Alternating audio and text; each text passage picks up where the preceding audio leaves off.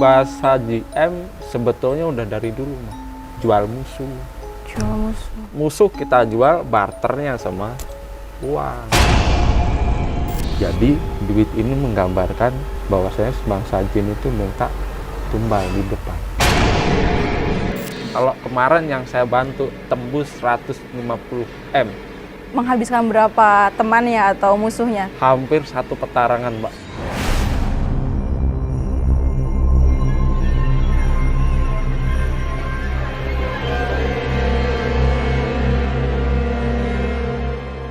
Kita bahas soal pesugihan lagi. Iya. Ada. Lebih dari itu ada. Jual janin. Jual janin yang kita kandung gitu maksudnya. Iya. Mbak Novi ibarat ngandung ya, ngandung 4 bulan atau 5 bulan. Mbak Novi nggak mau anak ini lahir. Oh ya. Daripada digugurin, jual aja pada sebangsa aja, dapat uang. Kalau prosesnya nge-GM, jual janin, biasanya saya jual sama Nyi Blorong. Saya tawarin dulu sama Nyi Blorong. Nyi, mau nggak nih ada anak, umur berapa? Surut dulu, surut. Rezeki yang dari di atas udah nggak turun. Begitu ini udah surut, baru rezeki dari sini masuk. Seperti ombak, ayun, sedikit. Makin kaya, makin kaya. Anak nggak punya dosa, mau kalian jual otaknya taruh di mana?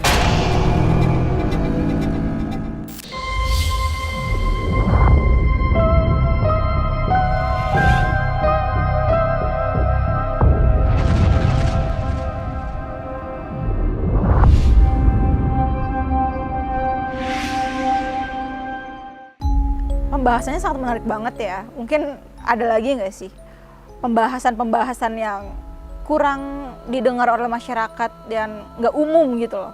Kita bahas soal pesugihan lagi. Iya. Ada. Lebih dari itu ada. Jual janin. Orang menyebutnya jual melon. Itu bahasa yang sering kali saya dengar. Ada sih beberapa pasien saya yang memang bilang, Ki, bisa nggak proses melon? Saya tanya, melon umurnya berapa bulan? 3 bulan. Terus mau dijual? Iya, mau saya jual. Oke, bisa. Maharnya berapa, Ki? Wah, ini privat nih. Saya ngomong gitu. Jual janin yang kita kandung gitu maksudnya. Iya. Mbak Novi ibarat ngandung ya, ngandung 4 bulan atau 5 bulan. Mbak Novi nggak mau anak ini lahir. Oh ya. Daripada digugurin, jual aja pada sebangsa aja, dapat uang.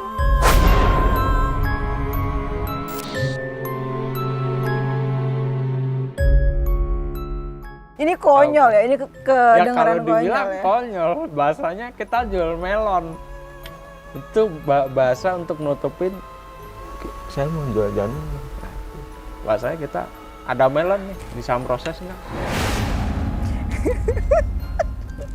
Oke, persyaratannya apa aja, Ki? Gampang. Jual melon lebih mudah daripada GM. Sebetulnya juga hampir sama.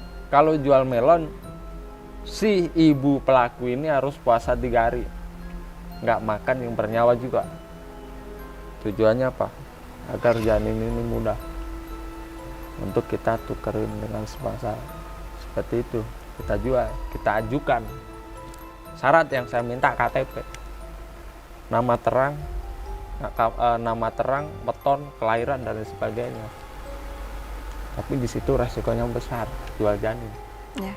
Kalau si anak yang ibu ini kandung nggak terima, begitu ditarik sama sebangsa jin, anak ini akan narik diri kita.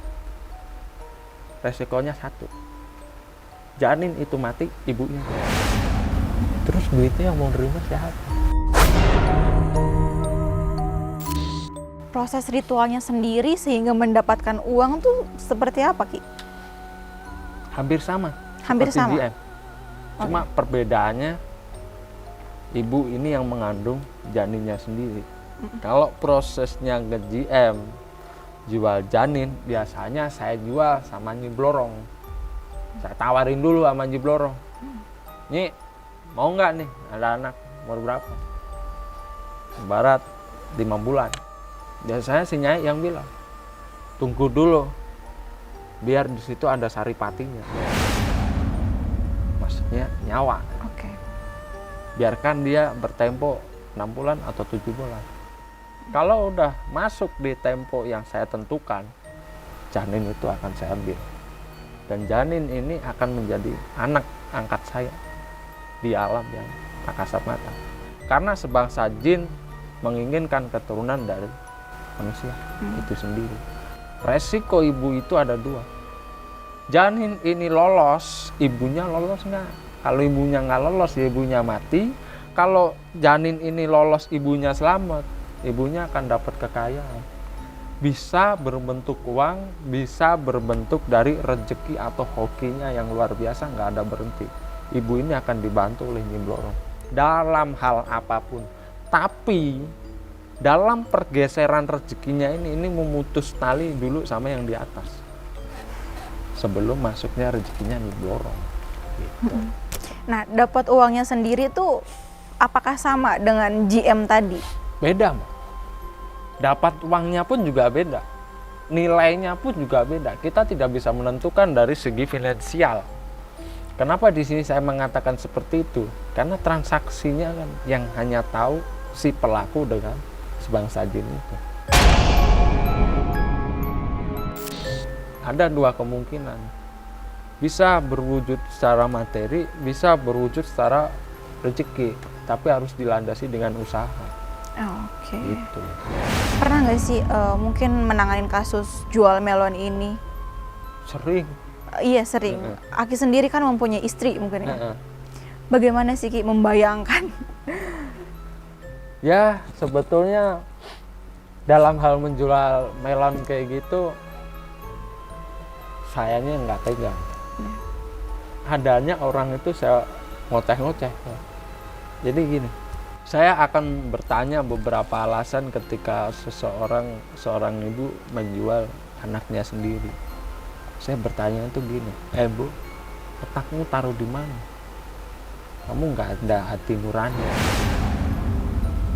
1, nggak ada hati nurani. Anak ini kan karunia Tuhan. Kalau ini saya jual, Tuhan mau bilang apa sama saya? Apakah sekeji itu diri saya? Dan kebanyakan orang yang mau jual janin, ketika udah ketemu saya ceramain dari A sampai Z, sampai mulut saya keluar busa, baru mereka sadar. Pernah Mbak, datang ke saya berdua, saya pegang, anakmu saya bayar 2M, ikut saya. Gak berani. Langsung ikut saya, tak bayar 2M, gak berani. Berdua ini nangis di hadapan saya. Katakan, Bapak Ibu itu punya utang 600 juta. Anak nggak punya dosa, mau kalian jual, otakmu taruh di mana? Dia ngotot kan ke saya, tak pegang. Ayo, anakmu ini saya bayar 2M, ikut sama saya. Nangis, gak jadi. Jadi mereka mentalnya harus didolin dulu. Kalau nggak digituin dia cuma ini.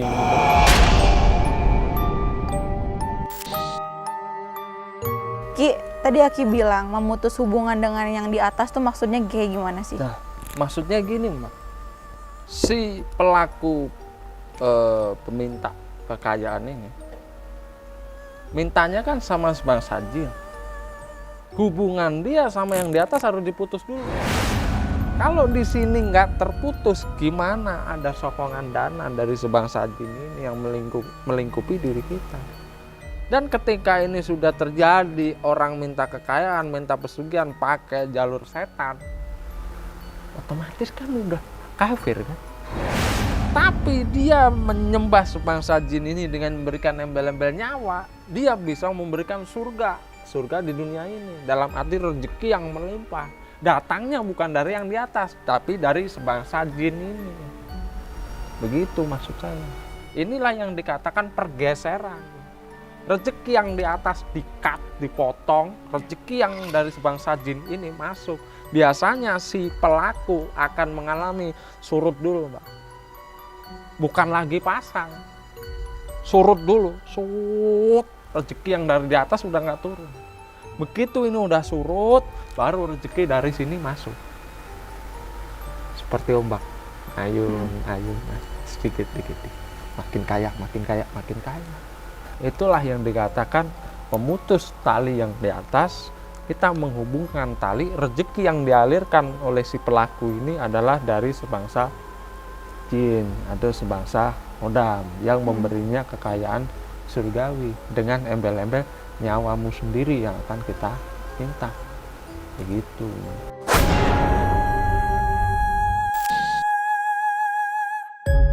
Ki, kayaknya kita menarik ya ngebahas tentang pesugihan gitu. Apalagi tadi Aki membahas tentang adanya jual melon, itu berhubungan dengan wanita gitu. Iya, betul. Iya. Ini ada nih, aku penasaran dengan pesugihan tuyul, dan itu berhubungan juga dengan wanita. Betul. Dan katanya tuyul ini akan minta susu gitu. Betul. Itu bagaimana ya? Kita memanipulasinya gini, Mbak. Mas, Mbak, kamu beli susu segar. Tapi yang di payudara itu adalah darah.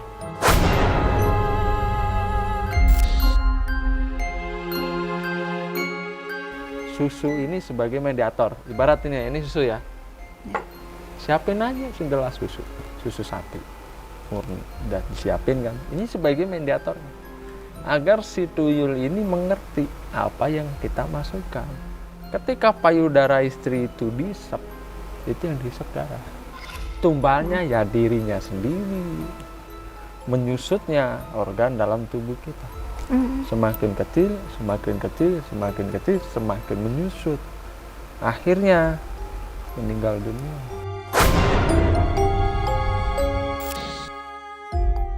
Kan itu yang diisep darah kan. Darah tuh diisep bisa dari mana aja. Kenapa harus dari payudara? Ya hanya satu itu. Dia nggak bisa ngisep dari yang lain, Mbak. Namanya tuyul kan anak kecil. Ibarat Mbak punya anak pasti menyusui kan. Nah, betul nggak? Nah, menyusuinya juga di situ. Dia nggak mungkin lewat jalur yang lain. Oke, nanti si wanita ini bagian tubuhnya tuh akan menyusut gitu. Betul. Ibarat orang gendut, menyusutnya pelan-pelan. Itu nggak nampak dilihat dalam tempo 1 bulan, 2 bulan, 3 bulan. Enggak, tergantung perjanjian. Semuanya itu ada perjanjian. Saya kontrak nih tuyul 5 tahun. Oke. Badannya gede, segentong. Tapi dalam tempo 5 tahun, badan dia nyusut. Nyusut habis.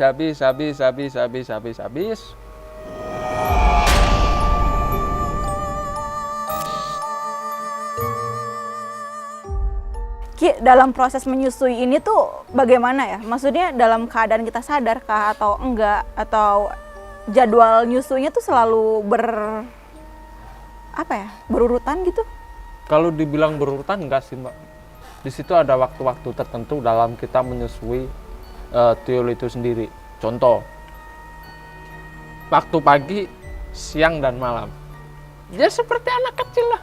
Oh, jadi tuh menyusui itu bukan satu kali sehari? Bukan lah. Pagi nyusu, siang nyusu, malam mau tidur nyusu. Seperti itu. Gimana? Dalam tempo dia sadar. Apakah dengan batas waktu 45 menit sampai 1 jam. Gimana? Maksudnya misalkan aku nih atau orang lain, misalkan ada pelaku pesugihan tuyul. Nah, si istrinya ataupun dia single, seorang cewek, apakah dia siap menyusui itu gimana sih, Kim? Maksudnya gini, Mbak. Iya. Kalau ibarat kita mau mengut anak ya, anak angkat kita, dikatakan ini tuyul. Kalau perempuan itu single nggak bisa, laki-laki ini single nggak bisa, harus suami istri. Dan ketika melakukan pelamaran tuyul itu juga, si laki-laki dari istri dari suaminya ini harus mengikhlaskan bahwasanya istrinya disusui oleh sebangsa jin, sebangsa makhluk gaib, begitu. Nah, si istrinya tersebut ini menyusui layaknya anak kepada si tuyul ini. Tanpa, jadi gini, Kalau anak kan diginiin ya. Kalau sebangsa tuyul enggak. Cuma kita taruh aja, kita duduk ibarat kita nonton TV. Payudara itu rasanya mengencang. Dia akan merasakan nyeri. Kayak seakan sel-sel darah itu keluar. Sekian detik. Setelah itu hilang. Nanti masuknya di siang. Hilang. Persekian detik. Malam hari pun juga begitu. Jadi kalau misalkan kita melakukan suatu kegiatan di luar nih, kita tidak ada di rumah, tetap akan sama seperti itu? Tidak. Itu berlaku hanya ada di rumah, bukan di luar. Ibarat Mbak kerja ya, Mbak pulang kerja, ini jadwalnya, Mbak nyusuin. Tapi kalau Mbak nyusuin, berarti Mbak merintah si tuyul ini untuk kerja, untuk nyariin duit. Bukan tuyulnya nyusu aja nggak dapet duit, ya bongkok. Kita, bener ya?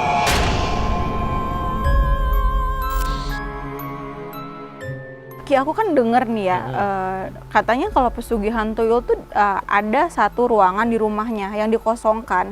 Nah, di ruangan tersebut tuh buat ritual sang pemuja tuyul tersebut, Ki. Bahasanya bukan lebih pemuja tuyul ya, tapi lebih ke ini sih, Mbak. Si tuyul itu memang membutuhkan ruangan khusus. Seperti kamar satu petak, ukur kalau dibilang lemari 60 kali 30. Ada bantal, ada guling. Untuk tempat dia beristirahat dan untuk tempat dia tidur di situ. Dan di si tuyul itu juga harus disiapin kocok pangilon sebagai mainan dia.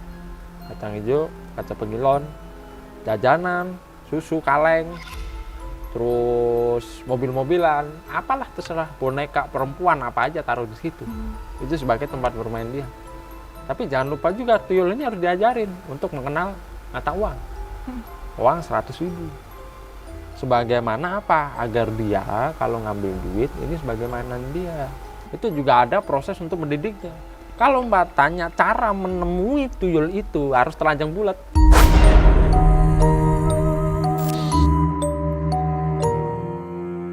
Ya dulu pernah saya mengatakan, ini gentong. Dua pelaku yang punya tuyul ini duduk bersila di bawah. Datanglah tuyul itu. Kalau Mbak tanya, kelihatan? Kelihatan. Jelas di mata, jelas. Kupingnya panjang, itu pasti. Jarinya 2. Jarinya 2? Jarinya 2.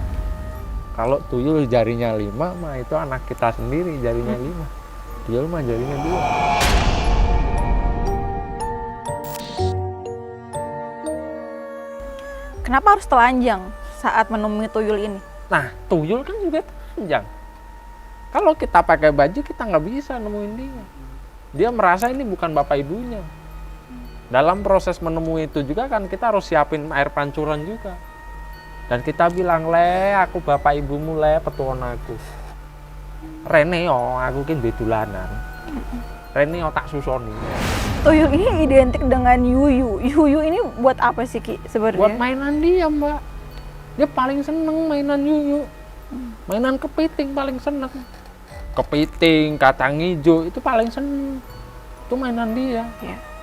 Sebagaimana kalau kita butuh hiburan nih, mainannya gadget, main handphone. Ya.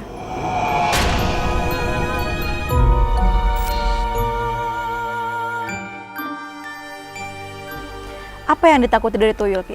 Yang ditakutin dari tuyul, janur. Apa? Janur. Janur seperti orang nikahan? Ya.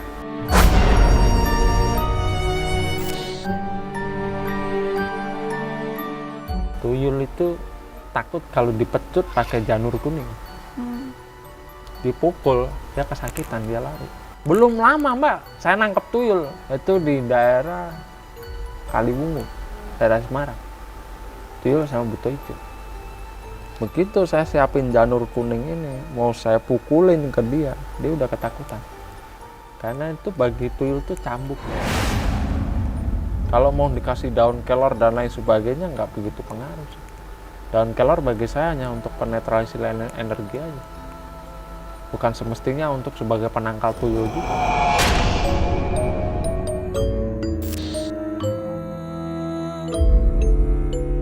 Ya, efek dari pesugihan tuyul ini apa, Ki? Efek dari pesugihan tuyul Satu, kalau dari pihak laki-lakinya pasti diuntungin akan kekayaan yang akan dia dapatkan.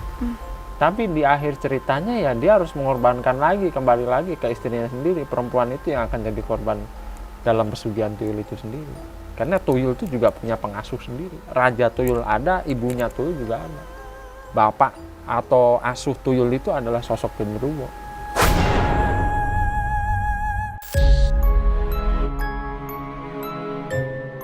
Oke, apa yang akan terjadi dengan sang istri? Meninggal. Meninggal. Tidak ada kata lain. Makanya dalam setiap pesugihan apapun tidak ada yang enak. Semua korbannya diri kita.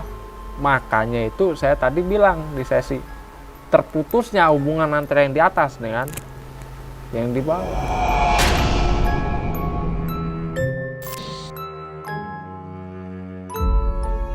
Ki, apa pesan untuk pemirsa Ganjil Misteri akan pembahasan kita pada kali ini? Pesan saya untuk teman-teman Ganjil Misteri dimanapun Anda berada, saya di sini selalu menekankannya. Jangan mencari sesuatu yang singkat. Satu, kalian tidak akan diuntungkan dalam hal-hal seperti itu. Itu hanya akan merugikan kalian sendiri dan akan buang waktu kalian sendiri. Dua, keuntungan kalian memuja sebangsa jin, apa yang akan kalian dapatkan? Kita hidup kan ada dua sesi. Hidup di alam nyata dan hidup di alam akhirat. Sesi ketiga yang saya sampaikan buat teman-teman semua.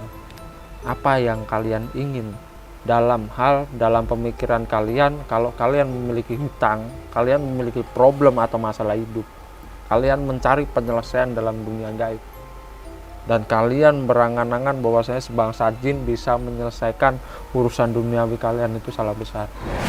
Saya sering kali bilang, jangan cari pesugihan, jangan cari jalan pintas. Walaupun saya bisa menunjukkan jalan, tapi tidak semuanya. Saya cuma pengennya tuh apa sih? Teman-teman tuh semua, kalau kalian memang punya masalah di kehidupan, ingatlah satu kata dari saya. Keringat kita ini darah kita.